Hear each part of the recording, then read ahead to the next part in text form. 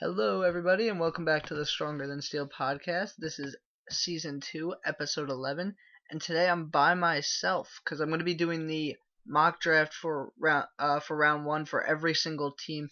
And simply, we just couldn't get our schedules to work out and didn't have enough time. It is 2 days until the draft, or actually, technically 1 day and 30 minutes. So I'm just gonna hop right into it. So uh, to begin, I really wanted to do this because I felt like analysts didn't have enough time to research. They just kind of had to pump it out, and they weren't really checking who was stopping in at a certain team. I actually did a little bit of research and was checking on who was stopping where. I tried to make it realistic of who was going to be where. So the first overall pick for the Browns, they're going Myles Garrett, the defensive end from Texas A&M, for sure. He will really bolster their defensive line and be a day one contributor. So now the 49ers are on the clock right after them.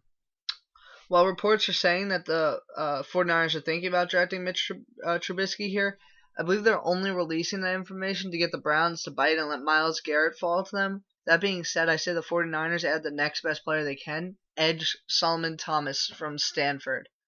So, pick number 3 of the draft, the Bears desperately need cornerback help, and because of this, Marshawn Lattimore from Ohio State is their selection rather easily. Next up is the Jaguars. The Jaguars are interesting because they could really address several places in this draft, but ultimately, I believe they take Leonard Fournette from LSU. Next up is the Titans. They got this pick from the Rams. When it comes to the Titans, they have 2 positions of need that need to be covered in the first round. Since they have 2 first rounders, they had to choose which is more important here, receiver or cornerback. And I say they go wide receiver first. They take Mike Williams from Clemson. So the Jets are next at pick number 6. And the Jets are in rebuilding mode, meaning they can address almost any position and it'd be an improvement. The only thing that doesn't really need to be revamped is their defensive line. So at pick 6, I think the Jets take Jamal Adams, the safety from LSU. Just as an honorable mention, because I struggled here, I really was torn between what to take. I really wanted to project them taking O.J. Howard because me and a Jets fan friend were just discussing how the Jets have not had a good tight end in a very long time. But ultimately, I think they need to address the safety position first. Next up at pick number 7 is the Chargers. With this pick, I believe the Chargers choose defensive lineman Jonathan Allen from Alabama as they try to catch up to all the other powerhouses in the AFC West. Next is the Panthers. Shocked by the fact that Malik Hooker is still available, Carolina takes a safety from Ohio State in a heartbeat. Rather quick there. Bengals is next, and this was a hard one, but with the Bengals probably sick of Vontaze Burfict's antics and the fact that he's getting older anyway, the Bengals draft inside linebacker Reuben Foster from Alabama, which actually really hurts me because I really liked Reuben Foster. Next up is the Bills. Out of everyone they brought in for pre-draft visits, only two seem to be first-round talent, Mitchell Trubisky and Marlon Humphrey from Alabama. I think the Bills end up taking Marlon Humphrey here and wait to draft a quarterback later on in the draft. At pick number 11 is the Saints. The Saints' number 1 problem last year was their defense, so specifically their defensive backs. So the Saints choose Garyon Conley, the cornerback from Ohio State. But beware, just of today, Garyon Conley was apparently accused of raping a woman, so his draft stock may plummet. I think that most people aren't taking it seriously at the moment. But if it really circulates and starts getting around, it could really hurt his draft stock. Next up is the Browns again at pick number 12. The Browns' gamble of not taking Trubisky first pays off, and they get the man out of North Carolina here at pick 12. I honestly think that there's no one in between that's going to take Mitchell Trubisky. Anyhow, on to number 13, which is the Cardinals. The question was, do the Cardinals look for Carson Palmer's replacement here? My opinion is no, they do not, and instead get an offensive weapon in Corey Davis from Western Michigan. After them is the Eagles. This is a very interesting choice for the Eagles, who will probably have a hard time choosing what position to address. If it weren't for new addition Alshon Jeffrey, I would have said receiver, but also cornerback is an honorable mention because they needed cornerback as well. So I say they take Dalvin Cook from Florida State here to help their run game, which has really struggled last year. Number 15, the Colts. This is my least favorite. because this is my favorite guy. Since this is a weak offensive line draft, they choose to address edge first and take Takkarist McKinley from UCLA. That one, if that actually happens, I'm gonna be hurt. I mean, I expect Takkarist McKinley to go before the Steelers pick, but he is my favorite person in this draft for the Steelers. So just a little tidbit. Next up at pick number 16 is the Ravens. The Ravens, now unsure of who their number one receiver will be, take speedster John Ross from Washington to help a position of need. Moving on next to Redskins. The Redskins take Hassan Reddick out of Temple here. Just seems like a right fit for them. At pick number 18, it's the Titans again. If you might have heard me say in the beginning that they need to address one of two positions. Well, I after mocking my draft, I say that they changed their mind. After seeing that 3 cornerbacks are already gone, the Titans decide to take tight end O.J. Howard from Alabama at pick number 18 instead. So instead of getting their draft need, which is a cornerback, they get the future tight end spot, who's going to replace Delaney Walker as he's getting older. So next up at 19 is the Bucks. The Bucks make sort of a surprise pick here, in my opinion, picking someone who was expected to go later in the draft, in that sense of a surprise. Garrett Balls, the offensive tackle from Utah, as they really liked what they saw in him when they brought him in from reports. So next up is Broncos at pick number 20. Shocked by the Bucks not taking Cam Robinson, the Broncos capitalized by taking the offensive tackle from Alabama. After that is Lions at 21. I feel like I'm the only one picking this, and I feel like it was a smart choice. I don't know why more people aren't picking this.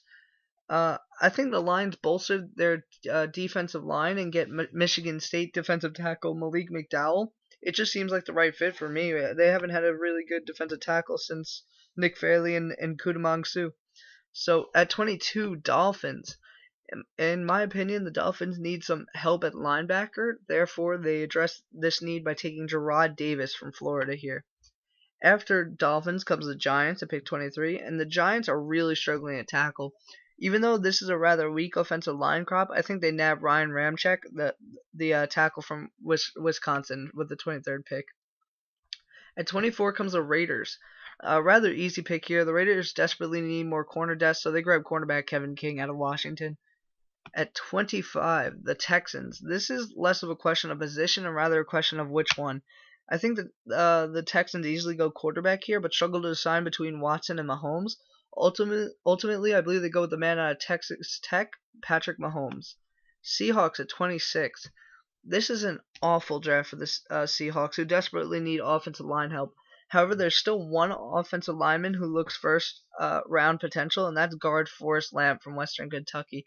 I would like to note, though, that I think the Seahawks strongly consider trading down here. I wouldn't be surprised at all if they did. And actually, I wrote this yesterday, but reports came out today that the Seahawks are trying to deal with the Falcons, because the Falcons want to move up to their spot to try and get an edge rusher.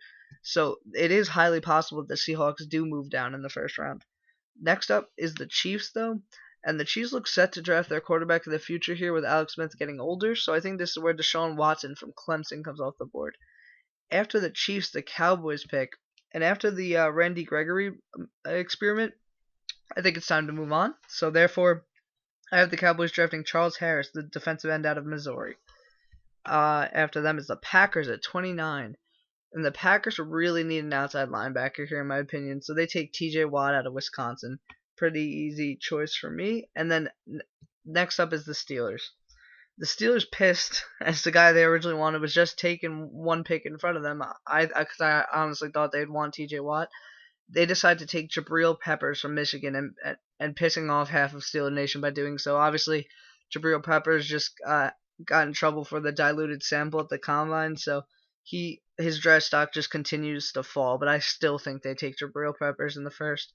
So 31 is the Falcons. The Falcons don't really need much, but I think they ultimately decide to get defensive end Taco Charlton from Michigan to make their already good defensive line better. And finally, we finish up with the Saints at number 32.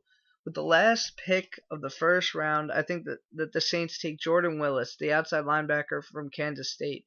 And that concludes round 1 of the NFL draft. So before I wrap this up, I did want to do one more thing.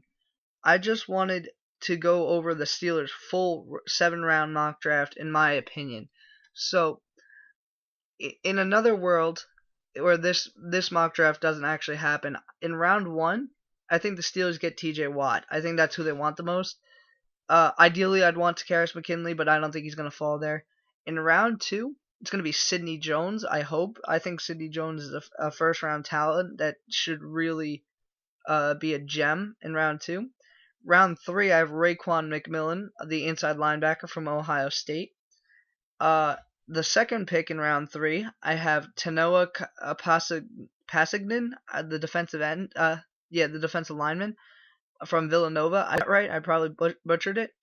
Round four, we get the quarterback of the future, possibly Brad Kayeya from the Hurricanes. Round five, we pick up more wide receiver depth with Katie Cannon. Round six, Jonnu Smith is the tight end is going to go in round five, and then Katie Cannon is going to be picked in round six. In round seven, to finally finish it off, we're going to get the outside linebacker Javonte Jones. And that should be the Steelers' seven. That would be ideal for me for the most part. I think that's how it's going to go. I think that's how it's going to go over.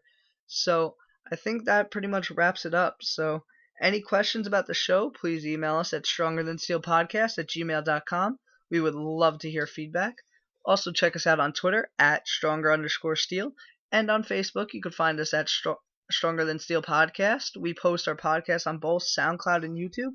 So please go check them out. And alright, Steeler Nation, have a great night and go Steelers.